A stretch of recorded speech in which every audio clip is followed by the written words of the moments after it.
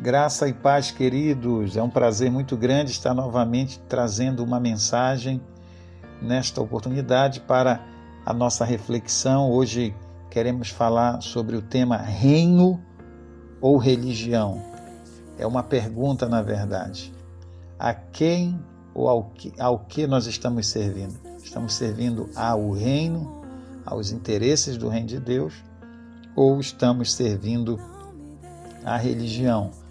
E eu quero, antes de começarmos a falar um pouco sobre isso, ler com vocês o texto de Mateus, no capítulo 6, versículo 33, que nos diz assim: Busquem, pois, em primeiro lugar o reino de Deus e a sua justiça, e todas essas coisas serão acrescentadas a vocês.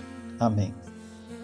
Quando os seguidores de Cristo deixaram de ser simplesmente seguidores de Cristo e passaram a fazer de sua fé uma religião, o reino de Deus, implantado no coração do homem através da obra redentora de Cristo, deu lugar ao reino da religião.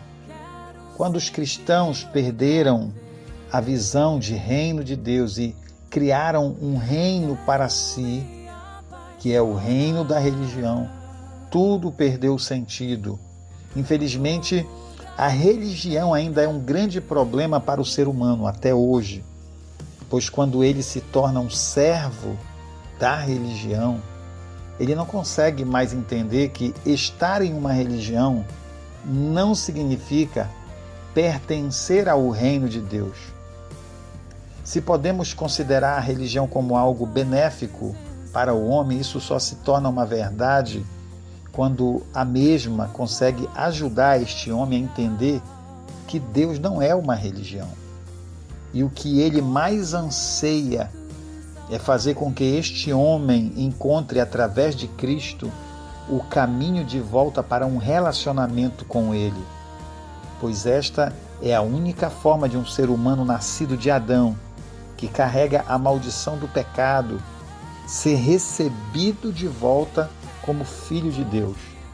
E isso não tem nada a ver com qualquer obra que a religião ela possa fazer em benefício do ser humano. Lá em João, no capítulo 14, versículo 6, Jesus disse: Eu sou o caminho, a verdade e a vida. Ninguém vem ao Pai a não ser por mim. Veja só, a salvação do homem é o assunto mais importante a ser considerado depois da queda, lá no Éden.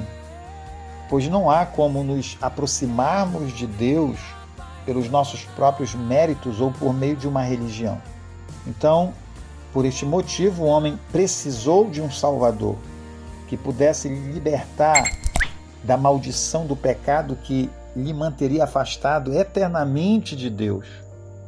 O grande problema é que costumamos colocar a religião com suas tradições como algo mais importante do que a própria obra redentora de Cristo. E aí pensamos que alcançamos a salvação quando estamos inseridos em um contexto religioso. Mas é bom entendermos que antes da queda, Adão e Eva não tinham uma religião. Eles tinham um relacionamento com Deus, que foi quebrado quando desobedeceram a Deus. Então, a religião é, na verdade, uma tentativa humana de aproximação de Deus. Por isso, eu acredito que se ela nos serve, se ela presta algum serviço em prol da humanidade, isso só acontece quando ela aponta para Cristo, quando ela reconhece o que está escrito na Bíblia. Aquilo que está lá em 1 Timóteo, capítulo 2, versículos 5 e 6, que diz: Porque há um só Deus e um só mediador entre Deus e os homens, Jesus Cristo, homem, o qual se deu a si mesmo em preço de redenção por todos, para servir de testemunho a seu tempo. É isso que a Bíblia diz, E é isso que se torna mais importante para todo ser humano, que a partir de Adão foi destituído da glória de Deus. O que mais importa para todo homem é reconhecer que há um só Deus e que esse Deus proveu um Salvador e que este Salvador é Jesus e que só Ele é o mediador entre Deus e os homens. Mas infelizmente a religião tem apontado, além de Cristo, outros meios redentores e até mesmo a própria religião como meio de salvação. Quando uma pessoa realmente compreende o que é estar num relacionamento com Deus e que só consegue chegar a este relacionamento unicamente por Cristo e se volta para Deus em arrependimento e submissão, então o que se torna realmente mais importante e essencial não é a religião, mas o Cristo que realizou em nosso favor a obra redentora, aquilo que nós não poderíamos fazer, para nos levar de volta a um relacionamento com Deus. Quando compreendemos a obra de Cristo, a religião passa a ser algo dispensável, pois entendemos que Cristo entregou sua vida na cruz para mudar a nossa natureza espiritual de pecadores para filhos de Deus. Quem transforma pecadores em filhos de Deus não é a religião, é Cristo, pois na cruz aconteceu ali algo extraordinário. Na cruz aconteceu duas substituições. Jesus assume o meu lugar de pecador para que eu assuma o seu lugar de filho amado. Alguém pode até entender isso como religião, mas para quem entendeu a obra redentora de Cristo, nada tem mais valor do que isso. Quem morreu na cruz e ressuscitou para nos garantir o direito de sermos novamente considerados como filhos de Deus foi Jesus. Portanto, nada e ninguém pode se dar ao direito de ser reconhecido como mediador e salvador da humanidade. Tudo o que a religião tenta acrescentar à obra realizada por Cristo, quer sejam suas tradições, normas ou conceitos, são tradições humanas e desvios da verdade. A verdade pura e clara das Escrituras é aquilo que a palavra de Deus nos diz lá em Atos 4:12. Em nenhum outro há salvação, porque também debaixo do céu nenhum outro nome há dado entre os homens pelo qual devamos ser salvos. Esta é a verdade mais pura e cristalina, que não há salvação em outra coisa, em outra pessoa. O resto é aquilo que a religião tenta nos impor ou nos ensinar. Lá em 1 Timóteo capítulo 2, versículos 5 e 6 diz: o qual se deu a si mesmo em preço de redenção por todos, para servir de testemunho a seu tempo. Jesus se deu como preço de redenção por todos nós. Ele foi o preço exigido por Deus.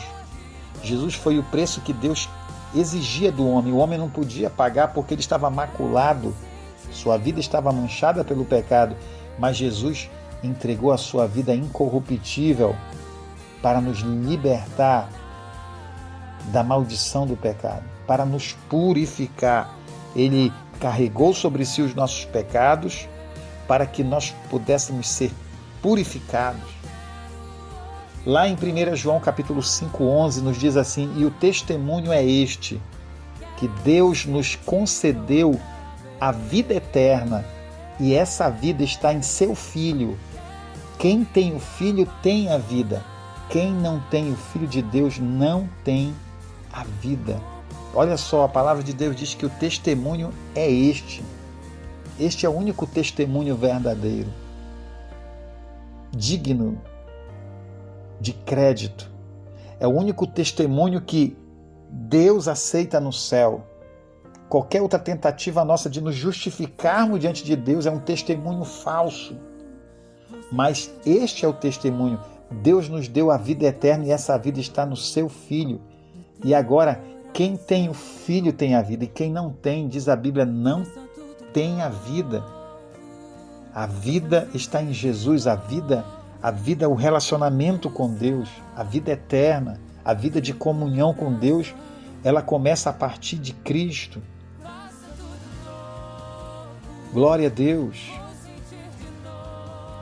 Só quem está de visão cerrada pelos tapumes da religião é que não consegue enxergar o quanto a religião ela tem, de alguma forma, cegado o homem para a verdade absoluta da palavra de Deus, desviando a sua atenção, desviando a atenção de quem realmente merece toda a nossa atenção, que é Jesus.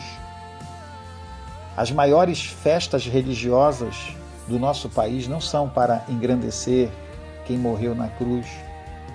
Há uma inversão de papéis e de valores no cristianismo que nós vivemos no nosso país. O meio usado por Deus para trazer o Salvador ao mundo se tornou mais importante para a religião do que o próprio Salvador, ao ponto da religião ensinar que para chegar até Jesus é preciso passar primeiro por Maria. E este é o ensinamento da religião. Não é um ensinamento das Escrituras. Não desmerecendo Maria, porque Maria teve um papel importante no plano de Deus ao trazer Jesus ao mundo por vias humanas. Ele precisaria passar pela experiência humana da natalidade, do ser gerado num ventre. Deus escolheu aquela mulher, mas isso não deu a ela prerrogativas para que ela se tornasse corredentora com Cristo, porque este é um assunto tão importante na Bíblia, a redenção do homem, que começa lá em Gênesis e termina lá em Apocalipse. E se Deus tivesse escolhido alguém para ser corredentor junto com Jesus, com certeza, inevitavelmente, este assunto estaria mais amplamente sendo divulgado nas Escrituras, desde o Antigo Testamento, como a pessoa de Cristo, que pode ser vista em cada livro da Bíblia, nas simbologias, nas profecias, nas ações de Deus, desde a queda, pontualmente na história. Deus vem trabalhando na história para trazer ao mundo o Redentor, o Salvador, que veio para se tornar o nosso mediador, para mediar a nossa causa, para ser o nosso representante legal diante de Deus. E qualquer coisa que a religião possa tentar nos ensinar para tirar de Jesus essa exclusividade de ser o mediador entre Deus e o homem, isso não tem base bíblica. Isso nunca foi ensinado por Jesus e nem pelos apóstolos, mas é facilmente percebido o quanto a religião ela conseguiu incutir isso na mente dos cristãos depois da morte dos apóstolos, tornando a obra de Cristo insuficiente, transformando isso num dogma e numa tradição que tem dividido o cristianismo ao meio até os dias de hoje.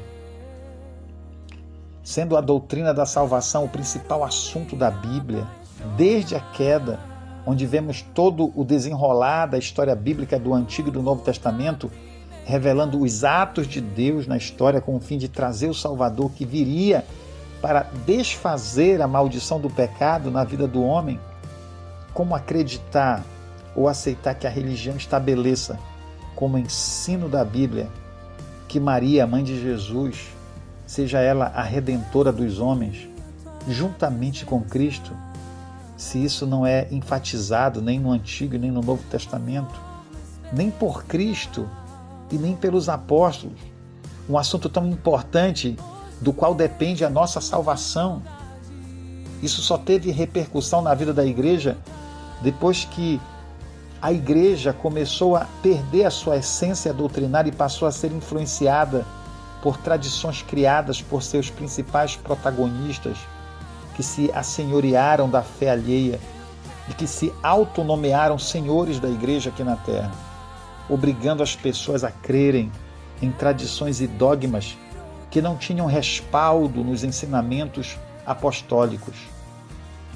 Quando o seguir a Cristo se transformou na religião de Cristo, os ensinos de Jesus passaram a ter menos importância do que as tradições da religião.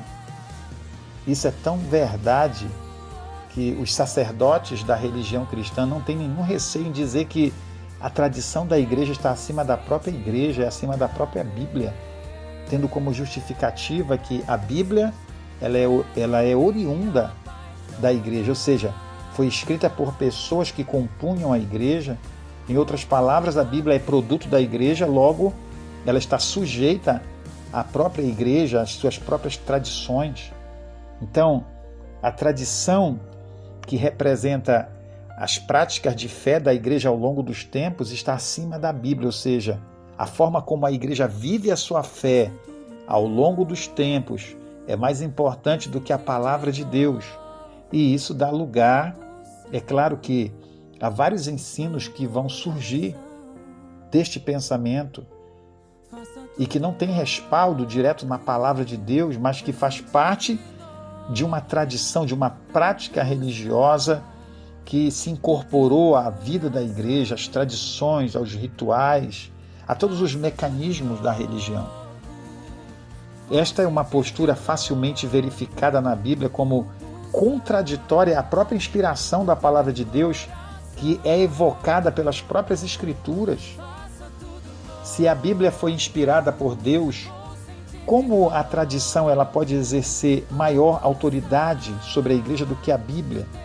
Além do mais, os apóstolos escreveram suas cartas baseadas nos ensinos de Jesus, na inspiração, na revelação dada pelo Espírito Santo. Lá em João capítulo 17, versículo 8, está escrito: porque lhes dei as palavras que tu me deste, e eles as receberam, e têm verdadeiramente conhecido que saí de ti, e creram que me enviaste. Aqui, Jesus, na oração sacerdotal, orando pelos seus discípulos daquele momento e de todos os tempos, Jesus está reafirmando na sua oração, conversando com o Pai: porque dei-lhes a palavra que tu me deste. Ou seja, o que Jesus ensinou aos discípulos, que se transformaram depois nos seus apóstolos, foi aquilo que ele recebeu do Pai.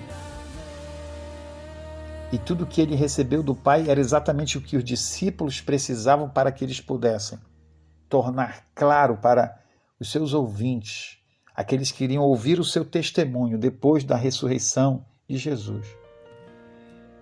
Aqueles que iriam ouvir a mensagem que eles haveriam de transmitir ao mundo. Lá em 2 Timóteo, capítulo 3, versículo 16 e 17, nós temos um outro texto muito importante que fala sobre a inspiração das Escrituras, dizendo: toda a Escritura inspirada por Deus é útil para o ensino, para a repreensão, para a correção e para a instrução na justiça, para que o homem de Deus seja apto e plenamente preparado para toda a boa obra. Então, 2 Timóteo nos diz aqui que toda a Escritura é inspirada por Deus. Se a Bíblia é inspirada por Deus, como pode a tradição ela ter a última palavra em relação à palavra de Deus? A tradição não pode ser aferidora da palavra de Deus. Pelo contrário, a palavra de Deus ela deve ser aferidora das nossas tradições. Tradição todos nós temos. Isso tanto na religião como na nossa vida social, a nossa vida em família. Todos nós carregamos tradições que são práticas desenvolvidas na nossa vida e que se tornam ali corriqueiras, que começam a fazer parte da nossa cultura. E essa cultura gerada, ela acontece na família, na sociedade no geral e dentro do ambiente religioso.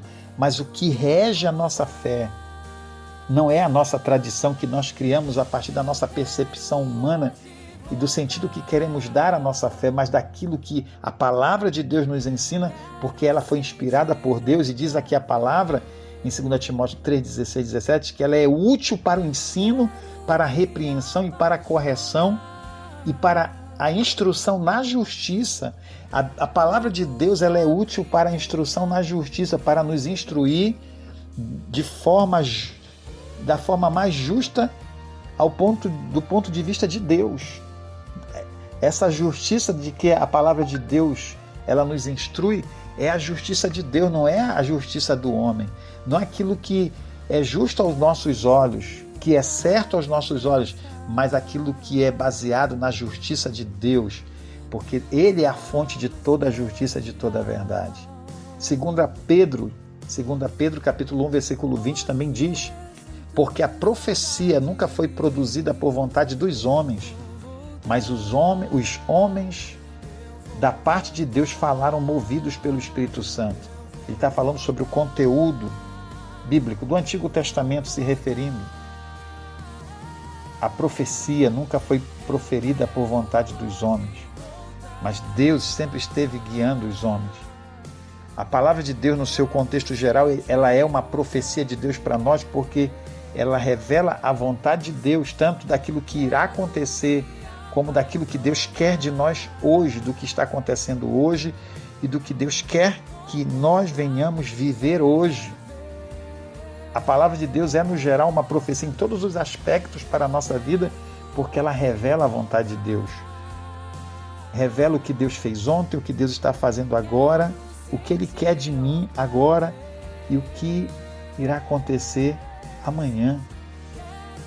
Após a morte dos apóstolos, a Igreja de Cristo foi gradativamente sendo dominada por homens e, ao longo da história, ela foi se transformando numa religião que se tornou a religião do grande Império Romano, passando a ser imposta aos homens, passando a ser algo obrigatório às pessoas. Isso acontece lá pelo século IV, quando Constantino, o imperador romano, se alia à igreja e ele mesmo, ao se tornar um cristão, ele impõe essa religião ao império como algo que era obrigatório a todos os súditos do seu império. E Jesus, o Salvador e Senhor da igreja, ele nunca obrigou alguém a segui-lo e obedecê-lo.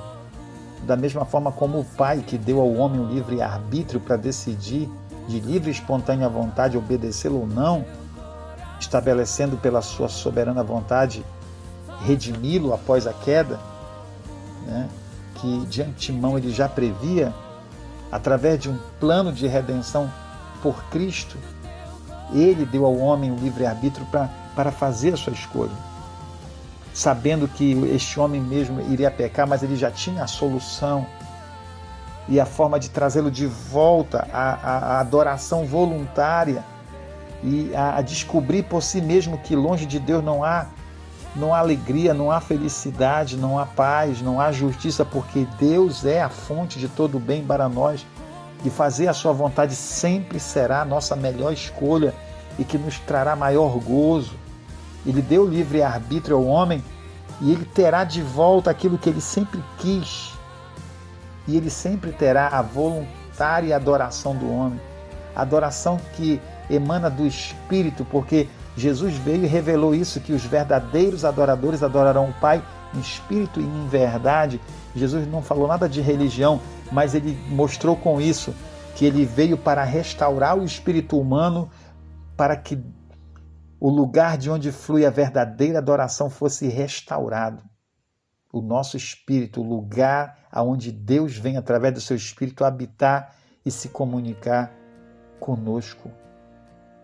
E como ousariam os senhores da religião impor a fé em Deus às pessoas, uma vez que Cristo morreu para que todos que nele crescem espontaneamente, através da revelação do Espírito Santo, pudessem ser levados à compreensão da necessidade da redenção e pudessem ser salvos da condenação e pudessem assim voltar novamente ao relacionamento com Deus.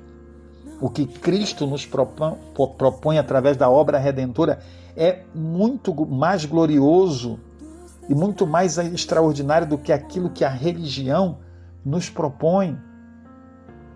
O grande problema nessa história toda é que o que fizeram do cristianismo de Cristo é que ele se transformou numa religião cujas tradições e muitos dogmas criados pelos seus principais protagonistas acabaram por reduzir a Bíblia a um produto da religião.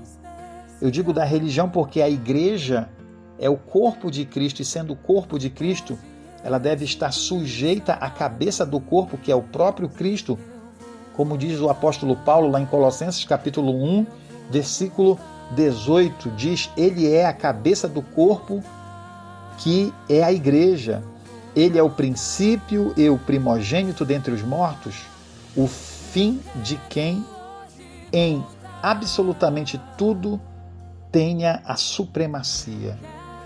Glória a Deus. E sendo a cabeça do corpo, sendo a supremacia, e tendo ele mesmo instruído os seus apóstolos sobre as verdades do reino de Deus, toda a literatura que eles produziram foi fruto daquilo que Jesus os ensinou e daquilo que eles foram inspirados a escrever pelo Espírito Santo.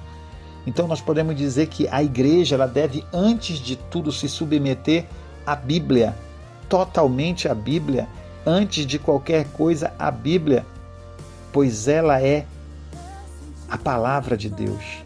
Ela revela a vontade de Deus às nossas vidas, vontade essa ensinada e ministrada pelo próprio Cristo aos seus discípulos e às multidões quando ele passou por aqui. João capítulo 17, versículo 8 diz: porque lhes dei as palavras que tu me deste, e eles as receberam e têm verdadeiramente conhecido que saí de ti e creram que me enviaste. Glória a Deus. Mas é muito fácil nós, ao olharmos para este cenário que nós vemos hoje, observarmos que os sacerdotes da religião, eles dissuadem os seus discípulos a crerem mais na tradição da igreja do que na religião, pois essa é a única forma de continuar ensinando o que os apóstolos nunca ensinaram à igreja.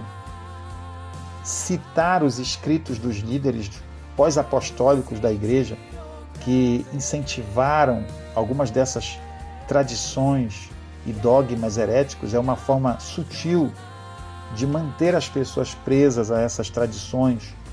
No entanto, é bom lembrar que aqueles que realmente conviveram com Jesus não deixaram nenhum ensino na Bíblia que apoiasse essas tradições, que foram incentivadas por líderes pós-apostólicos, que ao longo dos tempos foram se afastando, gradativamente em parte das Escrituras, das doutrinas dos apóstolos, estabelecendo tradições e dogmas da religião cristã que, por conta disso, resultou naquilo que nós conhecemos na história como a reforma da igreja, a reforma protestante. A reforma nada mais foi do que um fruto de conflitos doutrinários gerados entre os teólogos e sacerdotes que questionavam essas tradições que não correspondiam com os ensinos dos apóstolos. Eu não estou dizendo aqui que tudo que a religião prega é heresia, mas qualquer pessoa bem intencionada e honesta consigo mesma pode dar uma vasculhada na história da igreja e comparar as Escrituras e observar que até hoje a igreja, a religião, continua ensinando coisas que não correspondem com a doutrina dos apóstolos. Se a reforma não tivesse acontecido lá em 1517, ainda hoje as coisas estariam do mesmo jeito. E os erros do passado, que já foram considerados como erros por muitos desses líderes da religião, continuariam sendo vistos como dogma da igreja. Muitos religiosos estão deixando sua religião simplesmente porque entenderam que há coisas que não dá para ignorar, principalmente aquilo que compromete a nossa salvação e que é um ataque direto à obra redentora de Cristo. Por isso nós precisamos estar atentos e pensarmos realmente sobre a quem estamos servindo. Estamos servindo ao reino ou estamos servindo à religião? Pense nisso.